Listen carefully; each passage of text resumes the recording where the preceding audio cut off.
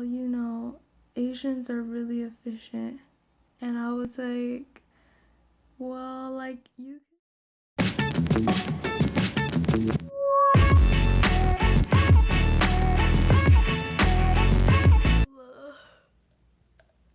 Sorry, I'm kind of stretching weirdly as soon as I picked up the phone.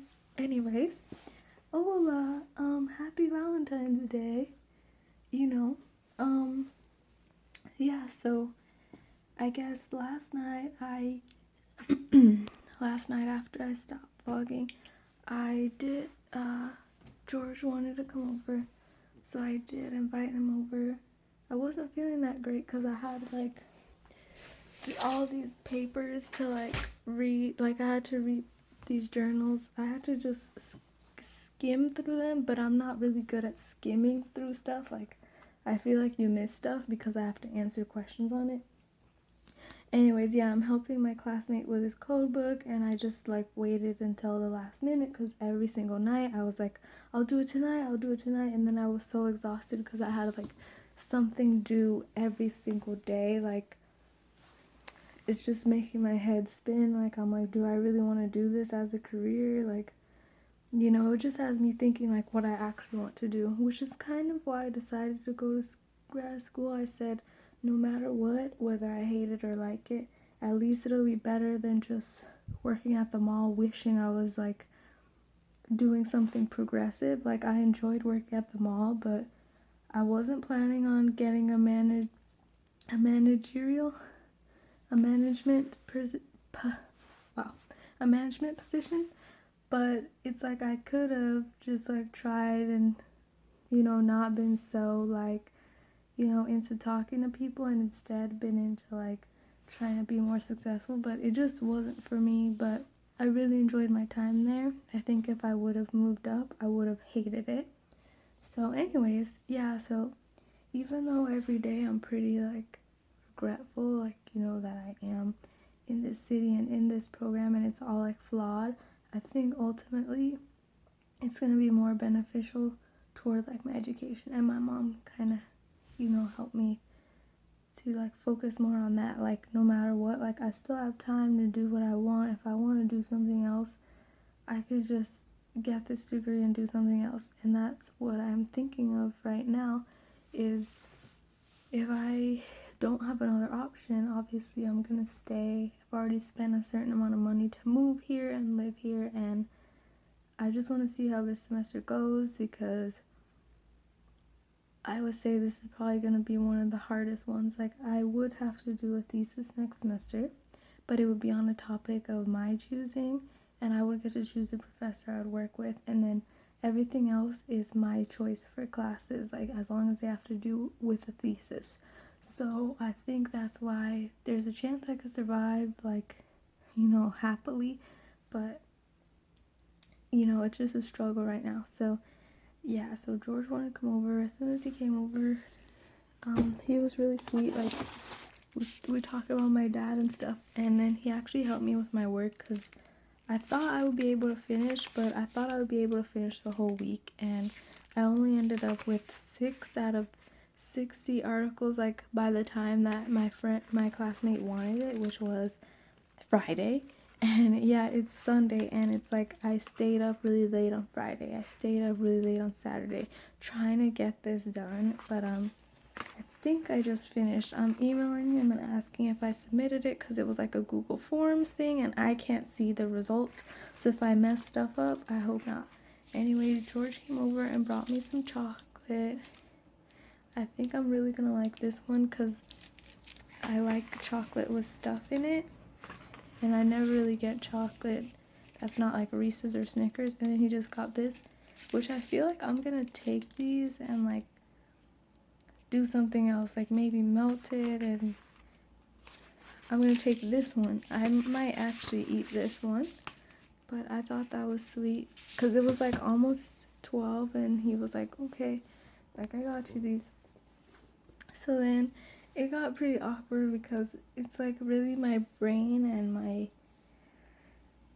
my mind chose, like, now to be like, I don't know if I'm really invested, like, I've been in a bad mood, and George kind of noticed that I have been like really distant, I haven't been into it, and he's like, you know what, we can talk about this further when we're not super tired and whatever. So then like later we ended up talking about like all this stuff with like race, because he said, quote unquote, I haven't said that in a while, he said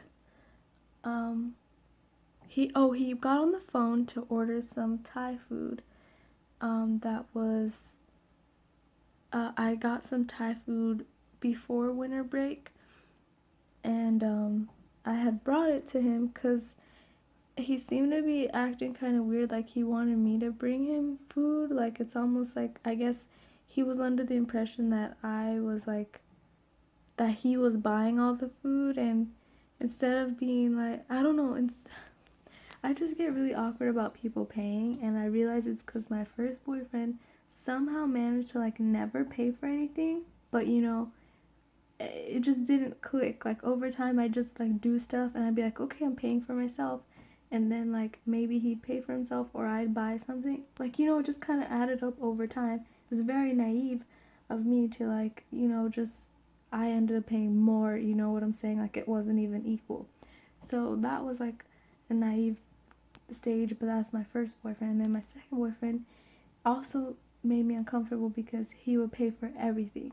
Like if I didn't want to go somewhere, like I didn't want to go to Vegas once, and he was like, oh come on, like let's go. And I said, you know, I was working at the mall, this was, I think this was last summer, I think it was 2 summers ago actually. So basically he's like, let's go shopping and look for stuff at Vegas, I'm gonna convince you to go to Vegas. So then I said, well, I don't have Vegas money, like I don't even think I could afford like the room, like I don't have that much money. And he's like, okay, well, I'll pay for it. I'm like, no, like if I'm not gonna go, I'm not gonna go. So we were at like Zara in the mall, and we were like looking for stuff, and as soon as I go to Zara, I go straight to the clearance section. So I went and got like just like a shirt that was like $10 or something, and I was like, okay, I'm gonna get the shirt. It was a basic shirt, and or actually it was kind of cute. It was like a little crop top almost. So I got this shirt, and then I was like, okay, well, you know, I'm gonna get this shirt. And then he's like, well, don't you need like a whole outfit? And I was like, well, I don't know if I'm going to Vegas. And then I'm waiting in line to check out with my shirt. And then he's like, okay, well, if you're not going to Vegas, then I'm not gonna buy any clothes for you. And I was like, who the fuck like assumes like someone would buy like clothes for you? So I was like, well, I don't really care, I'm gonna buy this shirt anyway, bye. Like, I'm pretty sure he drove there or something. Like, I didn't really care. I didn't care if I drove there, he drove there. Like, that's disrespectful. Well, now you know, like, that was a super red flag, but obviously, we weren't even together at that time. We were supposed to be friends, but, like, you know, that's what happens when I don't cut stuff off. That's why I'm saying now it's, like, important that as soon as it happens, I cut it off, because I'm not dealing with a whole nother, like, disaster like this with my ex. I would never think George would be like that, but this is just crazy. Anyways, so I've always been kind of weird about money. Like, I don't know what to do. I'm just uncomfortable with the whole thing, you know? So usually, like, if the guy wants to pay, I'll let him pay, because I feel like, you know, it's just a little anxiety I have. If he wants to pay, I'll let him pay. But then, like, sometimes, like, if someone's like, hey, I want to take you, blah blah blah, I'll be like, okay, so they're assuming like they're gonna pay. So I guess George did this weird thing where he's like, how about you get dinner this time? And I'm like, I don't have a problem with that, but I kind of got the feeling that he thought I was letting him pay, because sometimes I wasn't sure. Anyways, flash forward to, he wanted to try this pad thai from this place that I brought the food from, and he said he really liked it. He'd never tried pad thai. And then, so yeah, he, like, called the guy on the phone, and was like, hey, can I order, like, this pad thai, and can you make it this spicy, blah, blah, blah. And then, like, he's like, and he hung up the phone. And then George goes, well, Asians are really efficient.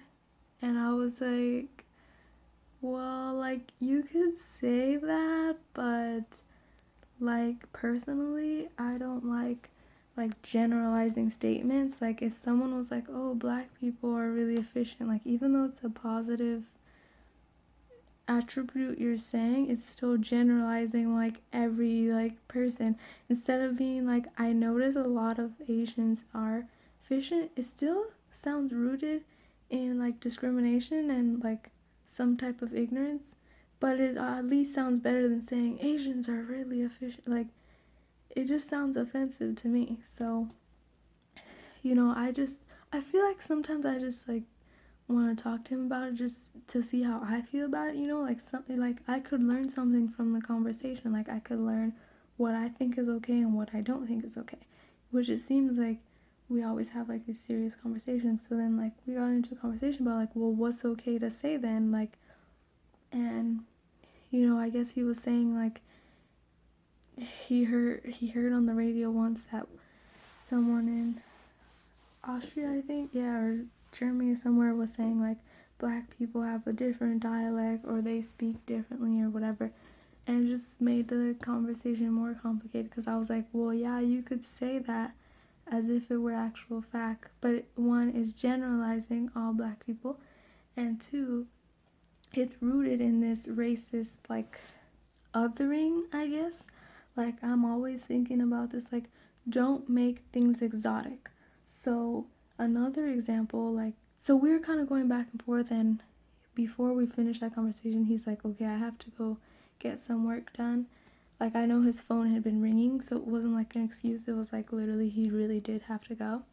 So, and he was helping me out with my stuff, which I appreciated.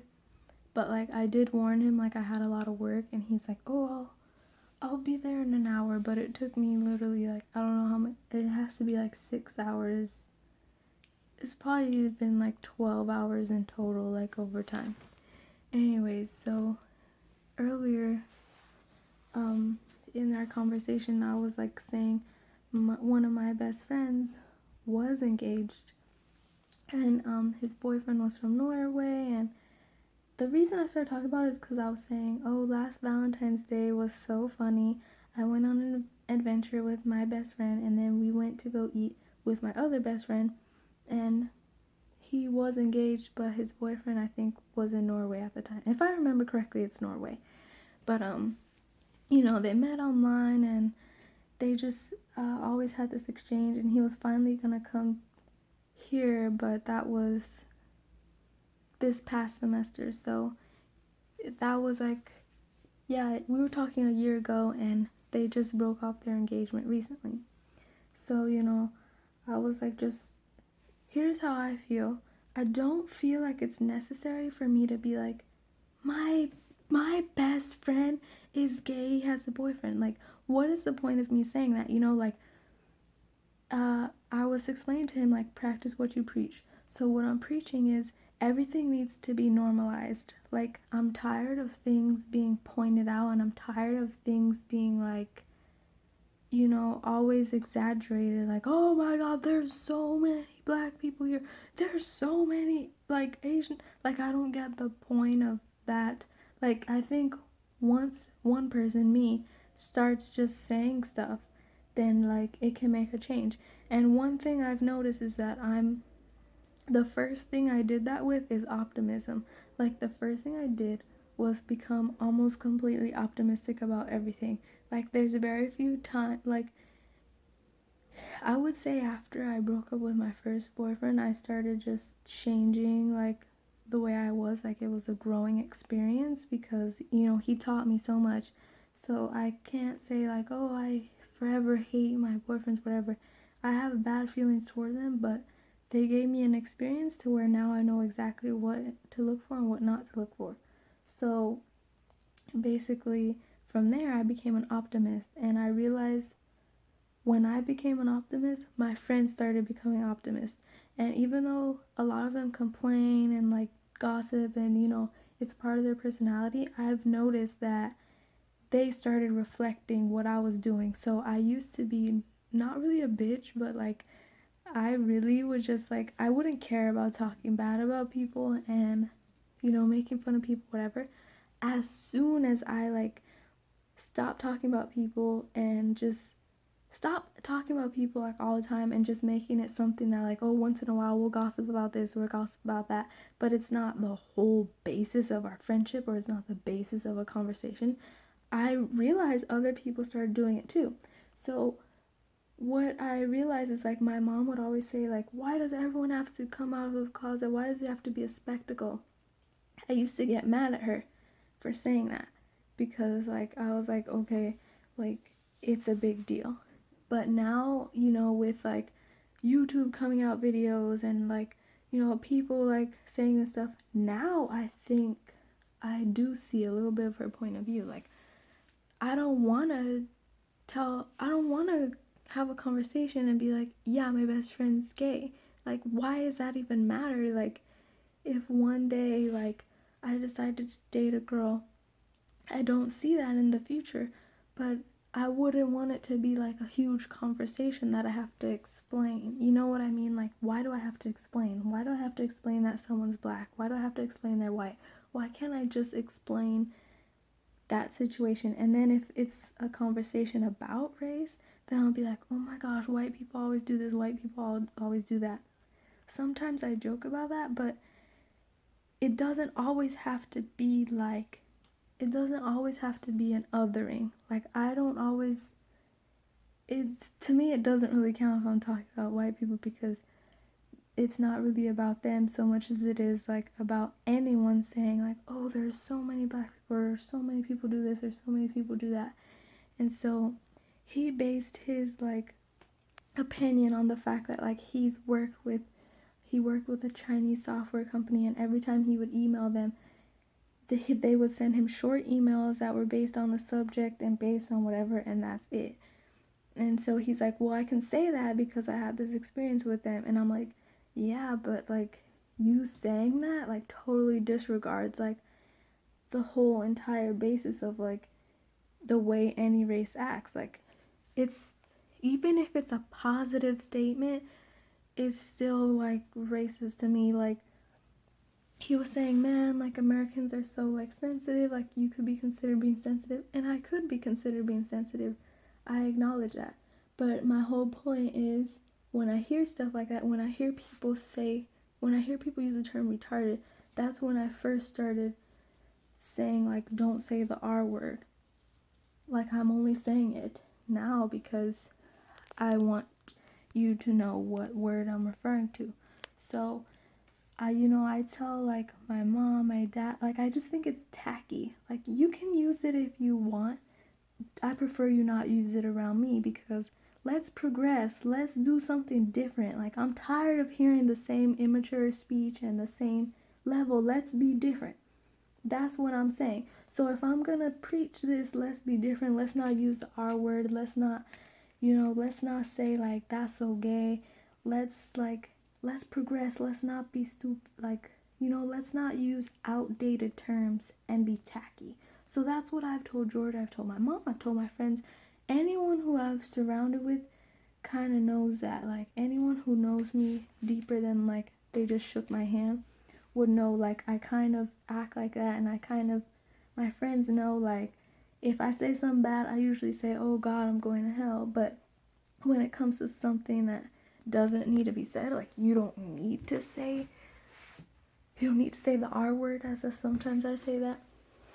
Me and my friend have pretty much outdated that word. Occasionally she'll use it, but we used to have a curse jar, if I remember correctly, and anytime we said the word retarded or said like any word that wasn't appropriate, like whatever word we chose at that time, it could have been the word ratchet, I still overuse that word, we would put a nickel in there, and eventually it's pretty much outdated. I might have heard my friend say it once or twice, but the point is like, I'm trying to do something different, that's just who I am. Is I don't want to hear like, another thing George said is a lot of Asians live here. I'm like, well, I've thought about that, or it was brought to my attention. even my dad said it as well, but I just think it's like pointless. Like, what is the point in saying that? Like, it's something that's apparent, but I think like, okay, he thought it was interesting. I'm like, okay, that's cool. But the fact that he said, oh yeah, Asians are really efficient because I used to talk to them a lot and they used to do this. I'm like, that's the same logic behind people saying, oh, all black people are gangsters. I met a lot of gangsters and they were black people. Like, it might not have the same strength because, or it might not have the same effect because you're saying a different race or whatever. But to me, it's all the same. It's all like ignorant to me. So I just think, let's progress. Let's say something else. He told me like, oh, most of what he knows is like from Family Guy. So when I said my friend's boyfriend like wasn't in the country on Valentine's Day, so all three of us were, single Pringles, as my friend said. So, I was trying to share this moment with him, and I was taken out of that moment because he said, oh, they're two gay dudes. And like, I'm just like, who says that? He's like, well, I don't know because I learned this type of stuff from Family Guy. And I'm like, Family Guy is like a satire. Family Guy is making fun of stuff. You're not supposed to take that seriously. He's like, yeah, well, I can't tell the difference. Like, he can't decipher like which one is serious. And I understand that. I understand that he is foreign. I understand that he's not gonna get all the intricate like cues and things that are racist because he's not from here. But what he needs to understand is regardless of where he's from, he needs to like fix that. At least if he's gonna be around me, like, I'm not about to go to another country and start saying stuff in another language. Like, it doesn't matter what example I use. Nothing is gonna be as important as understanding like that there's an underlying racism to a lot of stuff you say. So I'm saying like, don't be saying that stuff around me. I guess that's my point, is don't be saying tacky, outdated stuff that, if you're saying this about Asians, what are you really thinking about black people? So it was just like a cherry on top of the already like crumbling like relationship dynamic we have now. So what he kind of said was, why don't we just chill? And like, I told him I was stressed out. I've been more stressed out in the past couple weeks than I have been in like years. The last time I was this stressed out was when my, I don't want to say the time when my boyfriend was saying like he was gonna hurt himself if I broke up with him, but it's pretty close to like that sentiment. Like, it's pretty close to where like, sorry, I'm really tired because I didn't eat yet and I'm supposed to be taking this camera just to show you guys. I'm gonna try to make breakfast at like 4 p.m. So me and George are supposed to go eat at 9. I don't want to just run away from my problems. I want to deal with it. So I don't care if it's Valentine's Day. Like, I need to explain like not everything that's wrong, but I was upfront about how I'm feeling. He asked, are we still on for dinner? You still want to do that? I'm like, yes, but I pretty much, wow, my tongue is kind of going numb right now.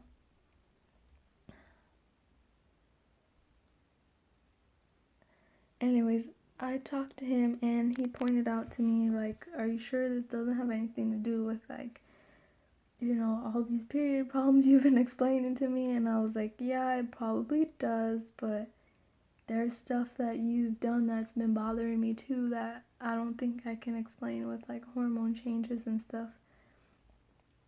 And it's just food for thought. Like, I don't resent him for everything he said, and I don't feel that way, but I just thinking about where is the relationship gonna go from here. I have to address these things because they're on my mind. Like, really, like, here's one thing that's true. Not everything has to be about race. That's true.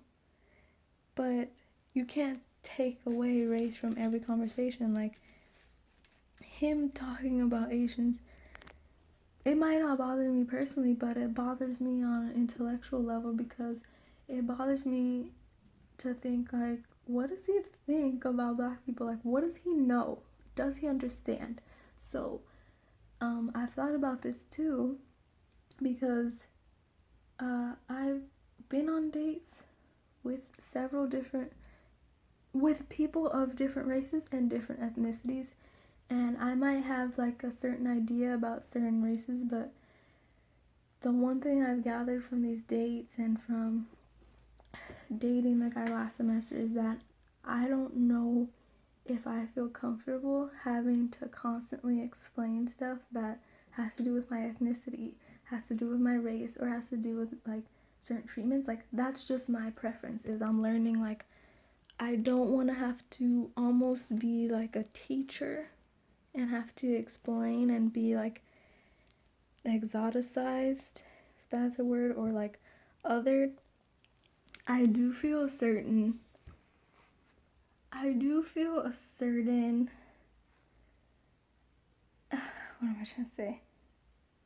Solidarity. I do feel a certain solidarity with people of color. And what I'm doing now, like, it doesn't, whoever I'm dating, I just want them to understand my position, because if I'm planning to be with them forever, you know, that is how I'm thinking now, is could I see myself with them forever? Thought about that with my first boyfriend, second boyfriend, and now this boyfriend. Yeah, I guess I will say boyfriend. So what I'm thinking about is, if we were to have a kid together, under whatever circumstances, whether we're together or not, if, let's just say we had a kid together, this is what I think about when I'm dating someone. What would they tell my kid when my child, son or daughter, comes home from school crying because someone said that she wasn't better than their race, or because she went into the store and someone thought she was gonna steal, or because she was told that she was ugly because she looked a certain way, or her people were a certain thing, or she was told this or that? What exactly would he say? So I'm not saying you have to have first-hand experience as a person of color. All I'm saying is that, you know, I'm not that I'm testing or evaluating, but in my head, these things are important to me right now. I'm about to, like, my body's like shutting down, so I really need to get some food. I just, you know,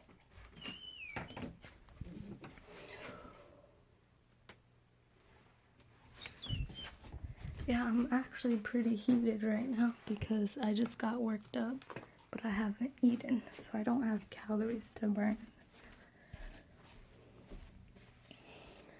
I am planning on going back to the gym, but probably not. Maybe sometime this week.